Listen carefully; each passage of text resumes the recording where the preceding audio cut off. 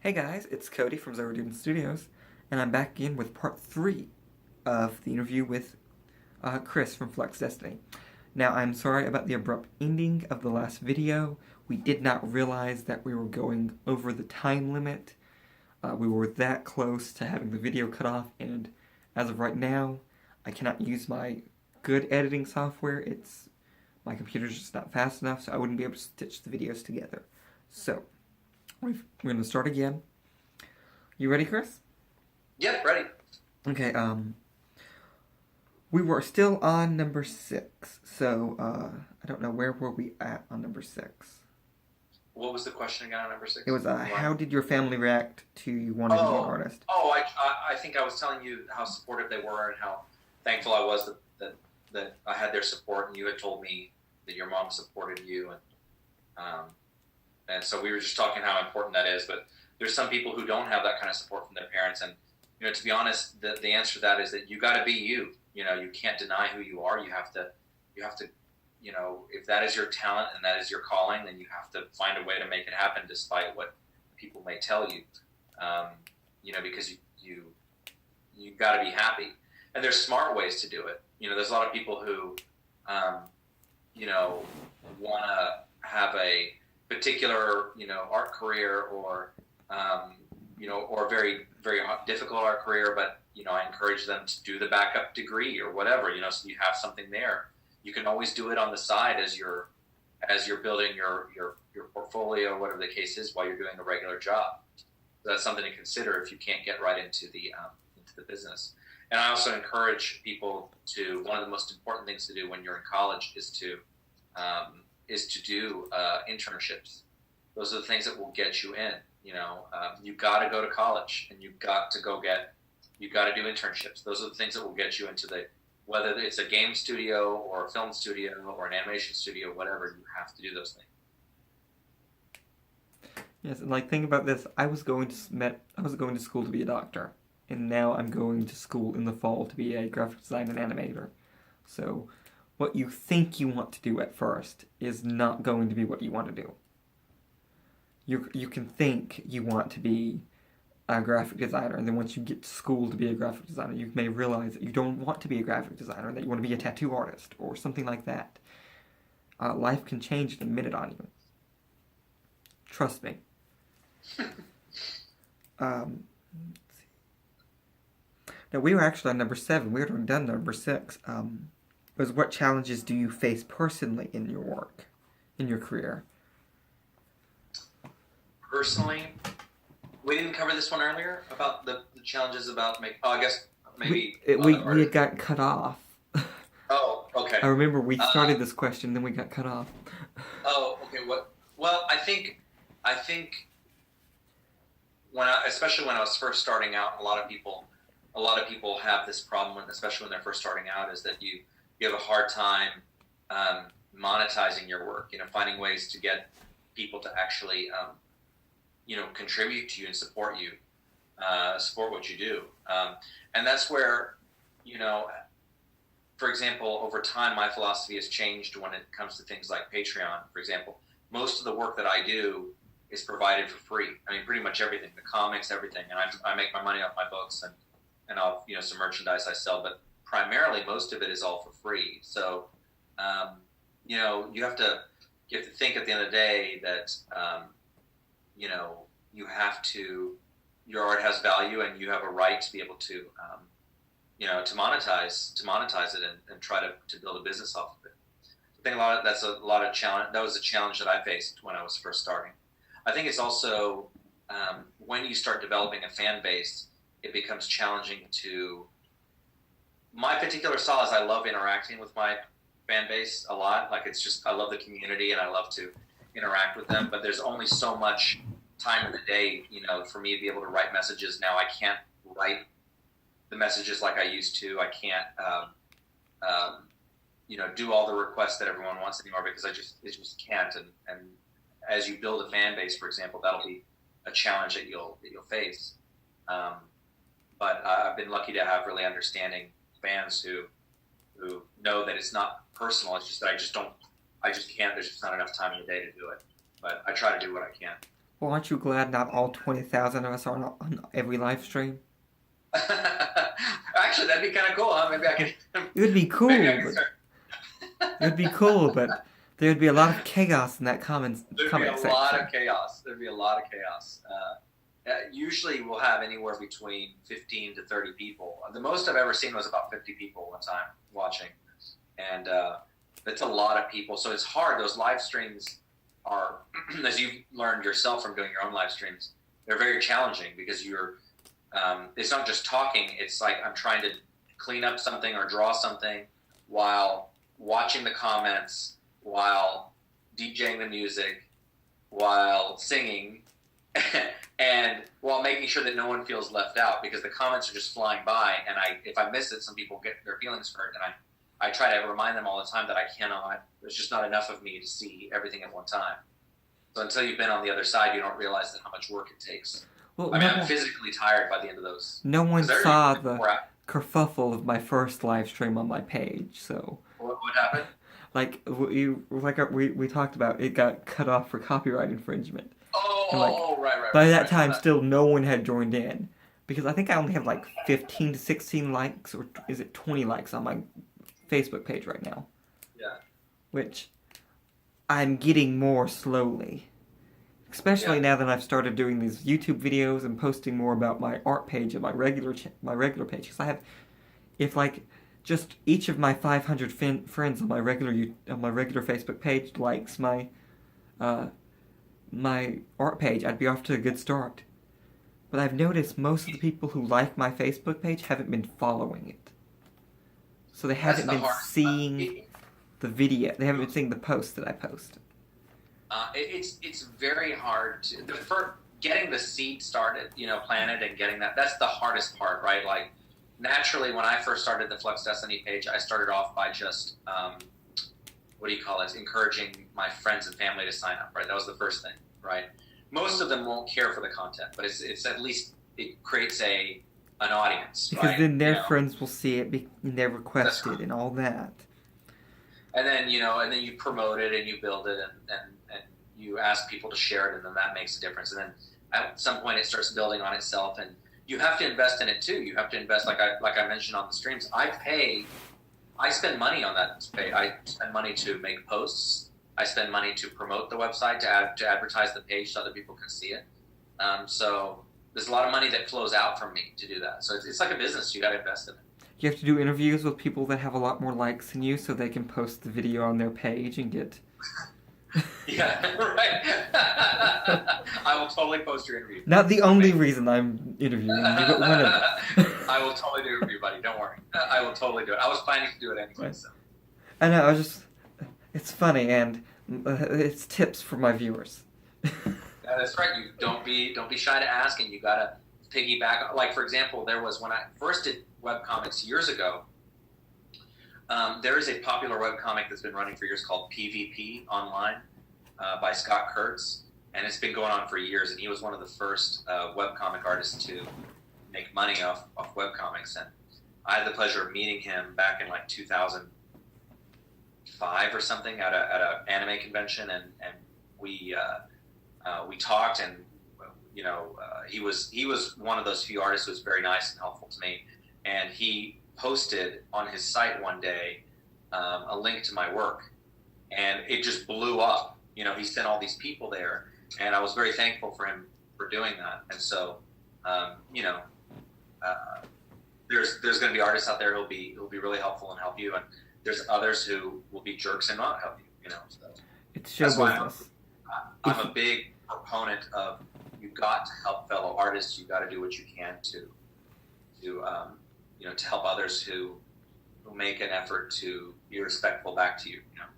It's like that's one of the reasons I like the Flux Destiny community, because with a lot of art pages I follow on Facebook, I don't get into the community very much. And I don't know if it's just because I just don't have time, but with the Flux community, instantly it draws you in because everyone's so friendly, they're welcoming. If you post artwork or they see your artwork, they're all they're critical, but they're not mean about it. They're like, they tell you what's wrong so you can fix it. They don't just like tell you everything's wrong and that you can't fix it. And I see a lot of negativity among artists, and I don't think that should be there. I think we should all help each other because we're just like any other community. I mean, yeah, we see doctors smashing, hating on each other all the time, but the majority of medicine stick together because if they don't stick together, then it's going to be hard on everyone. Right. And, the vibe of your community comes from the top down, right? It comes from the creator. The creator sets the tone for the community. I've tried to always be accessible and try to be respectful and funny and appreciative of everything that people do, because I really do sincerely appreciate it when people like this stuff and when they send in fan art. I get tons of fan art all the time, and it really means a lot to me that people take the time to do that. I mean, you've sent tons of fan art yourself, and that means a lot to me that someone would take the time to do that. And when others see that the creator appreciates their work and appreciates their efforts, it makes a difference. It also makes a difference when the artist, instead of being all worked up about shipping, a lot of other artists get all worked up whenever, someone's trying to ship their characters. I've taken the different approach. I think it's funny. I think it's kind of hysterical that people do it. I think it's almost, and it's also in a way flattering that you think that these characters should be together. And I mean, that's their imagination. That's fine. And I have fun with it, playing with them, because they always want me to ship the characters. And even though they won't be shipped, I always like to tease them or to play along with them because it's fun. And they like that because that's not, artists don't typically do that because they're so precious about their work. This is my work. You don't understand it. Don't do that. No, that's ridiculous. You should be honored that someone's taking the time to even think that way. Well, now as the shipping wars in Flux Destiny are getting more and more convoluted, I mean, everyone's shipping themselves with everyone. Yeah, that's right. It's become quite a free for all. But it's been otherwise respectful. I mean, everyone's been pretty cool about it, and no one, I've even posted shipping art. I mean, you've done shipping art yourself, and I've posted it, fan art. I mean, my first ship art you didn't post, but it was inappropriate, so. Oh, well, that's why. I mean, there's a level of it I won't put, right? There's fan art I've received before that is very inappropriate for, just general audience to put it. And people send it to me, and I appreciate that they have done that and that they feel comfortable sharing that with me. And they understand when I tell them, look, I can't post this, but I appreciate you sending it. But when it's just like two characters kissing or hugging or whatever, that's totally innocent and fine. And, and people understand that that's, it's fan art, But I think in doing that, it makes the fans feel like they own part of that world, that they feel like they're invested in it, because they can contribute to it, And there's been things that have been done in fan art before that I go, oh my gosh, that's really cool. That's a cool concept or whatever. And I've adapted into work before. So I'm very open to that, to that kind of thing. But at the end of the day, you're the creator and you have to make the rules. And if you don't want to put something, that's up to you, but just be respectful about it. What's the most costly aspect in your career? What's cost you the most to do all the time? I would say it has been the investment in everything I've done for my own work. For like Flux Destiny, for example, I sunk thousands of dollars into it, over time, from advertising to doing, when I did those Hugos, for example, doing the prototypes for that, those plushies, advertising the Facebook page. Oh my goodness, sorry. Good. Sometimes when I talk too much, I start yawning. But anyways, web hosting, all those things in terms of dollars, those are very costly. But then there's also time. That's where you have to decide as an artist where your time is very costly because there's a very finite amount of time. And you have to decide where you're going to apply your time to. This kind of connects back to what you were saying about doing free commissions, Like, I have a little calendar that I put together, and I'm not very good at keeping at it, but at least I have a general concept that I have all these different types of content I'm going to do, like Ask Marco, Hugo Comics, wallpapers, comic pages, fan stuff like fan selfies or fan drawings, things like that. So I have this list of all this art I have to do, and I have to decide every day. I've made it a commitment to post something once a day, and I have to kind of decide where I'm going to put my effort, into it. And there's a cost associated in time for that. So when someone asks me to do a drawing for them, if it's for a fan, if it's a sketch, that's no problem. I'm happy to do that because it means a lot to me that they want one, and I offer that a lot. But if someone is just going to say, "Hey, do me a free drawing of this random character," that has nothing to do with anything you're doing, I can't. I need to be using that time to promote my work and to build my universe.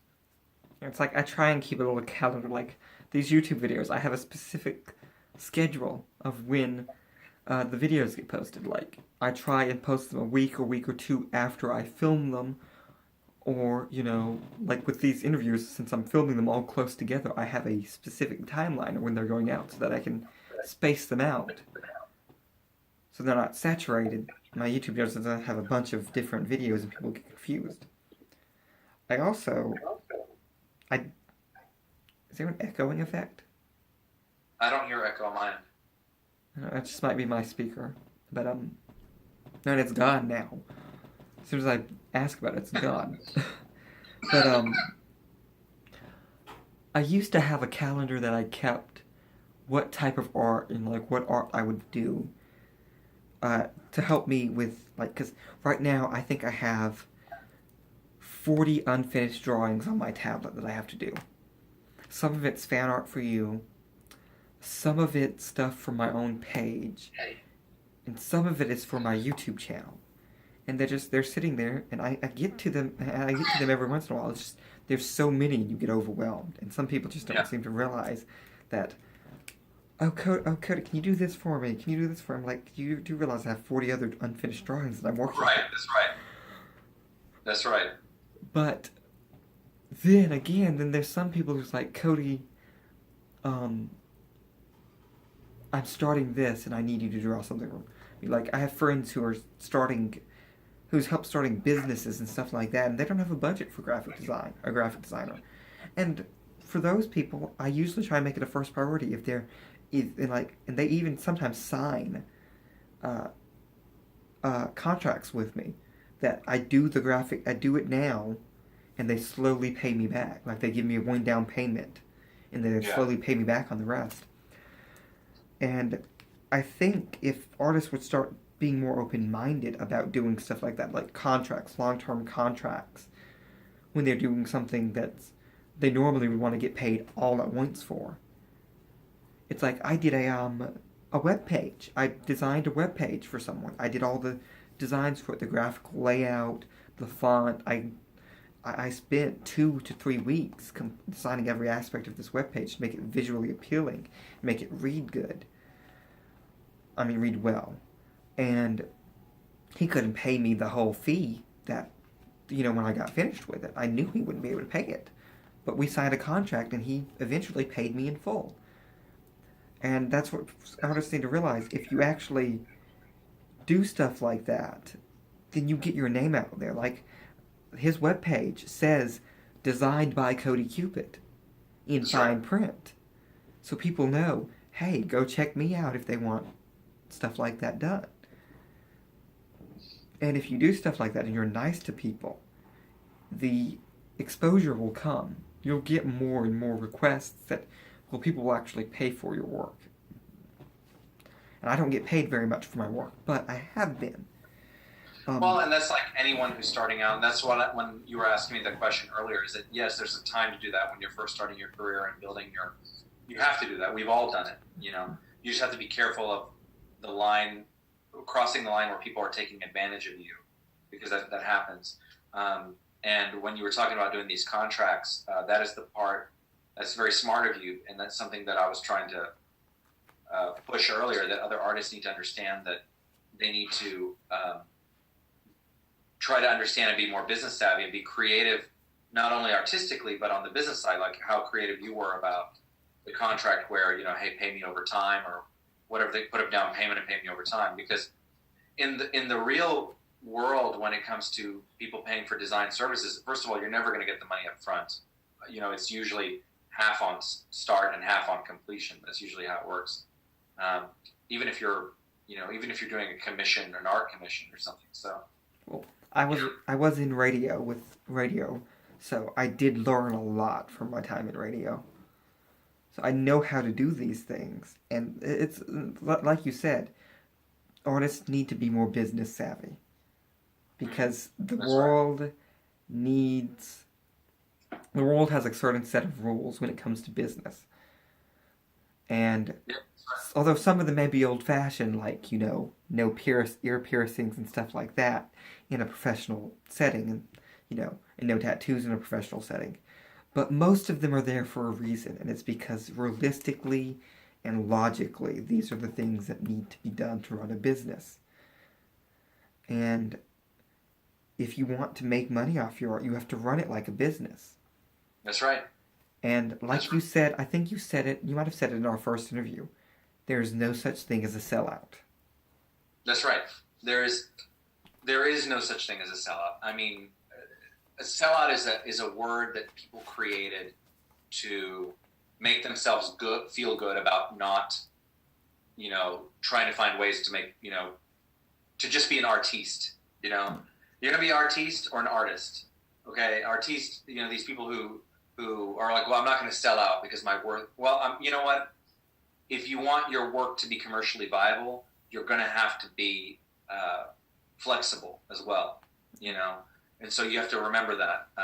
It's like, So I would love it if a t-shirt company would want one of my designs, and I would instantly sell it to them if they wanted it, because not only will it still have my name on it once I sold it to them, it will still say, it will probably have a little annotation in the branding, designed by so and so. right. But still, just the thought of people walking around wearing one of my designs on their shirt, on their chests, is exciting. Yeah, that's right. And I would get a piece of money every time they sell that shirt. That's right. And there's no reason to feel like a sellout. I mean, I would love to sell some of my graphic designs, but people are so caught up with this idea that corporate America is bad. There are parts of corporate America that are bad, but corporate America as a whole is Yeah, a community. I mean, look, if it wasn't for commercialized, art, everyone would be a starving artist. Okay, I mean, it's like commercialized art is what gives you your favorite video games, what gives you your favorite movies, what gives you your favorite books. What It's gives you commercialized art. what gives you every single piece of furniture you probably own, your car, this pin, Everything. Yeah, everything that's is right. designed Everything by an has artist. design in it. Everything has pretty much everything you look at has the artistic component to it, and that's important. So, it's easy to hate on it. That's the lazy way of dealing with it. Okay, because it's just like we were talking about the rules of the world. It's like this is how the world is, and instead of fighting those rules, you have to learn to appreciate it and work within them. And Instead of that's being a crybaby and say, "Oh, I'm not going to be a sellout." Ridiculous. Don't be ridiculous. um what in your opinion is the biggest misconception in art, especially in your field? Misconception about like being when you say my field, like you mean being in what way, like Like being you do a lot of production. What's the biggest yeah. misconception about a Well, produced what's funny is production? that a lot of people, because of all the animation and live action film production I've done, people immediately think that it's such a sexy thing, right? They think, oh, it's this easy, sexy thing. It's such sexy. It's a very difficult business. It is incredibly difficult. It takes lots of time. There's lots of fighting personalities in it. It's not this easy, a dream job. It's very difficult and it takes a lot of work. A lot of people also look at artists who may have made some progress in their career, and they are quick to say, "Oh, look how lucky they are," or without not realizing how much work and time has gone into and frustration and blood and sweat and tears and rejection that has gone into what they've done. You don't know what people have gone through. You know, it's like that saying, you know, be kind to everyone because everyone has their own battles, and it's true. You know, rarely does something come easily to people, especially if it's something that is successful. People have had to take the risk. Someone had to take the risk, and then they had to invest a lot into it to make it work. It's like when people say, "Oh, you're so lucky, you're talented in art." I'm like, I wasn't talented in art. I just kept doing it until I got better at it. It's a lot of hard work. You have to practice everything. There's rarely a talent that's, even if you're a talented musician, you know, those people had to practice, had to learn the instruments, had to put time into it. They weren't born knowing how to play the clarinet, you know. I mean, you have to have some sort of talent. You have to have some seed. There's a raw talent. Talent. That's why I was saying earlier that you cannot compare yourself to other people, but rather earlier versions of yourself. And that's why I encourage artists not to throw away their old work, even though they may feel embarrassed by it. When I look at, like you were talking about the Flux Destiny Battlegate stuff, if you look at that I did that 12 years ago. If you look at that versus what I do today, it's night and day. I've grown a lot as an artist since then. And you need to keep that so that you can start seeing your own growth. I don't have a lot of my old work because a lot of it got thrown away. Either by my parents mistakenly. I did that. I threw away years ago when I was like when I was like an 8th grader or something. I had all this work that I did as a kid that I threw away because I got all worked up because other people were better than me. And I kept like 2 or 3 pieces and I threw everything away because I hated it and I was embarrassed of it. And to this day, I regret it. You know, I was being a crybaby about it. And that's when I started making that realization that I needed to stop being so hard on myself and instead learn from other people. So I encourage artists not to throw away their work because you want to be able to look back and see, wow, I've come a really long way. I've always told people, a lot of people have always said, oh, you know, I can't draw. I'm like, you could learn. I mean, learning to draw is not hard. Now, making yourself unique is hard. But learning to draw and getting good at it. Now, practice and practice and practice, and you'll get good at it. So don't say you can't be good at art, but you can't, because you can't. It's just hard, and most people won't do it because it's hard. Yeah, because you have to put effort into it. And you got to think, if you split up the whole population into tiers, there's a large tier of people who will never make any effort into anything, right? They give up right away. And so there's this large group of people who just give up and don't even try. They don't even give up, they don't even try. And you have the next level of people who will try, but they easily give up when they run into hurdles, right? Then you have the next tier who are, you know, the people who they are passionate about their work, they put all this effort into it, and they won't give up no matter what. You know, and they'll keep trying, they'll try different things to finally get what they want, to learn, to improve, to, you know, that group of people is very small. It's like a pyramid, right? The top of the pyramid is those people. And let's squeeze in the last question because we have a couple minutes left. I need to go get a hamburger anyway, so. What is your advice to all the young artists out there to end it? What's the best advice you could give them today? I would say that have an attitude of learning. I mean, honestly, that has affected me so much. Is be in awe of other people's work and don't. It's like what I've been saying this over and over through the interview, and I believe it really strongly. Is that you have to have the attitude of learning. That learning is the most important thing, and when you see things that you appreciate or see an artist you appreciate, that you should study their work and figure out how they do what they do and see how much you can learn from it and apply it to your own work. There's also, I know this is not one thing, but I kind of have to add these other things. Be supportive of people that you like their work, you know, because for multiple reasons. One is that independent creators rely on their fans to be able to support their work, you know.